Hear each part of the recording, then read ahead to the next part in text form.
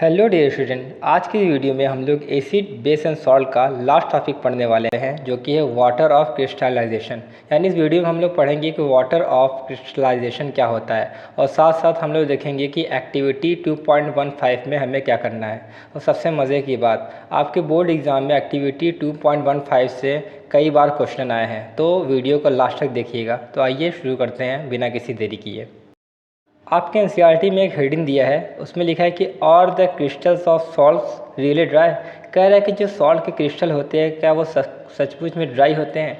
मतलब क्या सॉल्ट के क्रिस्टल जो होते हैं उसमें कोई भी वाटर मॉलिक्यूल प्रेजेंट होता है या नहीं ना। आइए इसको कुछ एग्जांपल की मदद से समझते हैं। फॉर एग्जांपल हम लोग जानते हैं कि जो कॉपर सल्फेट होता है उसका केमिकल फार्मूला होता है CuSO4 ना। और जो कॉपर सल्फेट होता है उसका जो सॉल्ट होता है यानी सॉल्ट के क्रिस्टल होते हैं वो देखने में कुछ इस तरीके से होते हैं ना।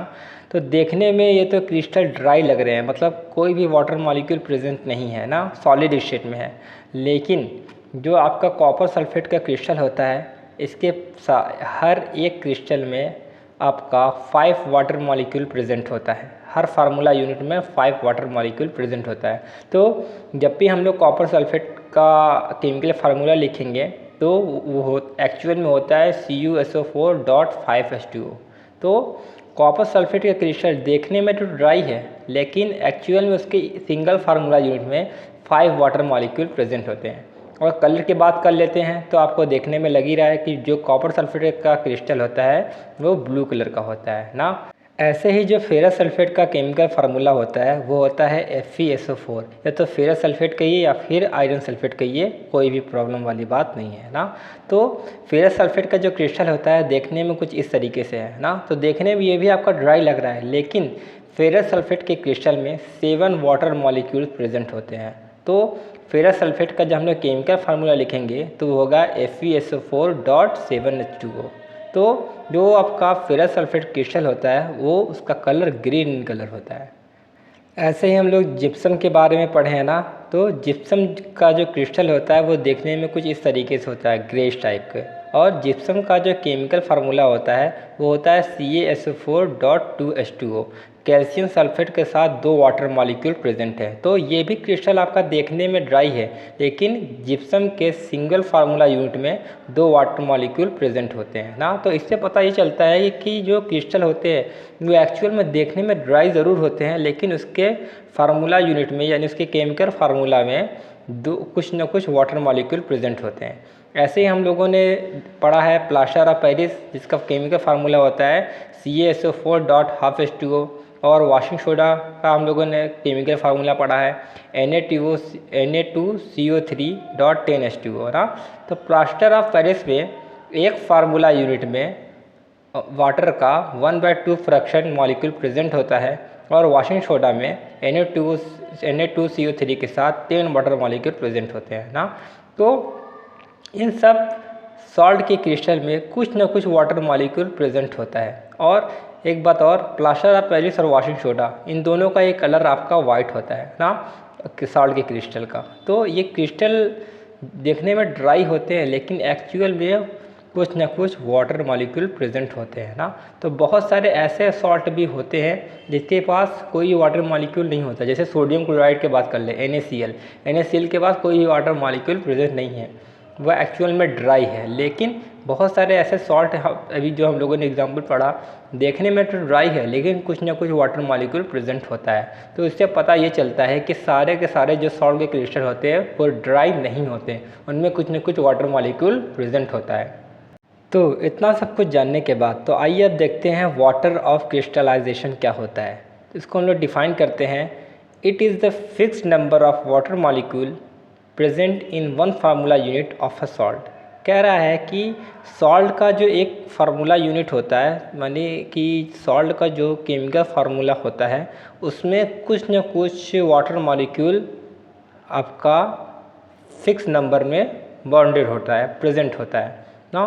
तो इससे पता ये चलता है कि हर एक के सॉल्ट की क्रिस्टल में जो नंबर ऑफ़ वाटर मॉलिक्यूल होते हैं वो फिक्स होते हैं। जैसे अभी हम लोगों ने पढ़ा है कि कॉपर सल्फेट ना, कॉपर सल्फेट के साथ 5 वाटर मॉलिक्यूल जो होते हैं वो आपका प्रेजेंट होता है।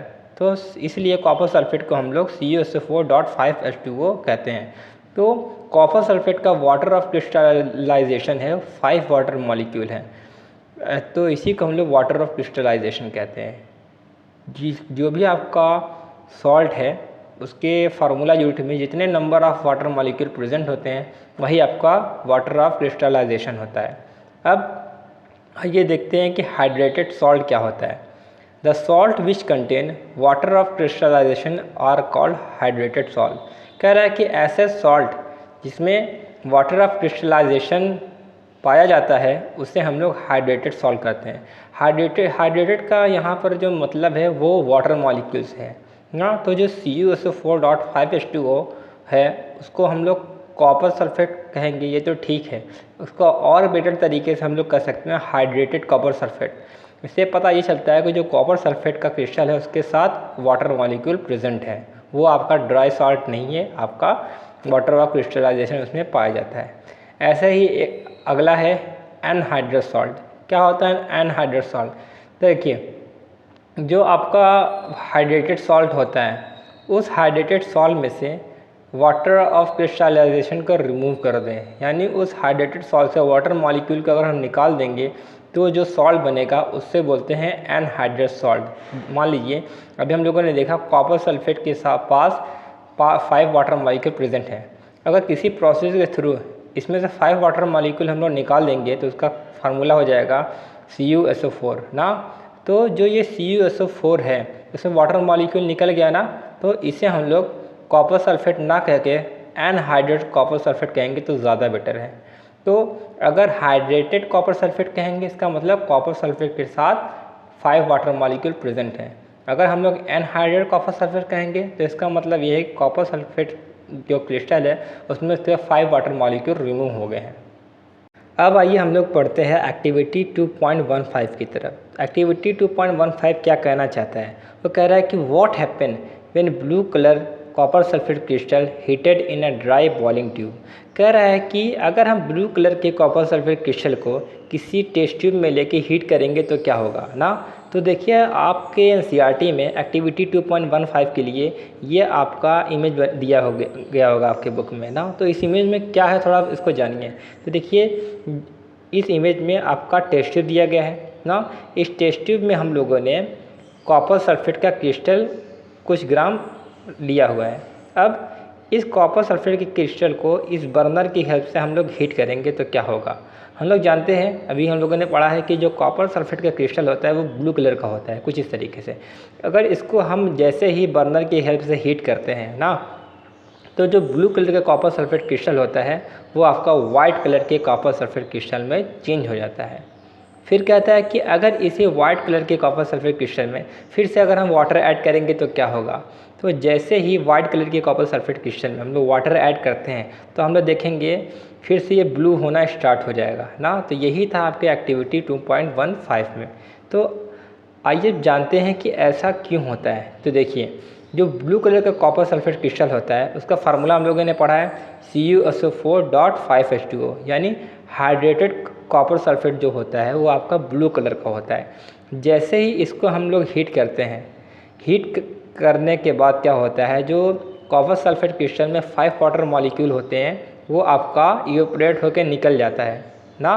तो आपका जो नया केमिकल फार्मूला बनता है वो होता है CuSO4, जिसे हम लोग एनहाइड्रस कॉपर सल्फेट कहते हैं।